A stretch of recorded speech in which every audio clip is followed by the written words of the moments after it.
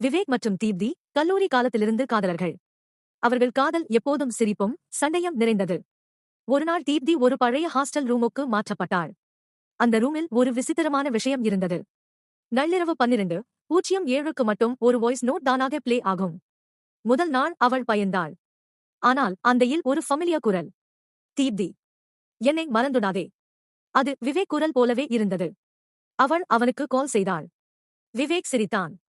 நான் இங்கேதான் இருக்கேன் தீப்தி. நீ என்ன பேசுறா? ஆனால் அந்த வாய்ஸ் நோட் தினமும் அதிகமாக மாற ஆரம்பித்தது. நீ அவனை நம்பாதே. அவன் உயிரோட இல்லை.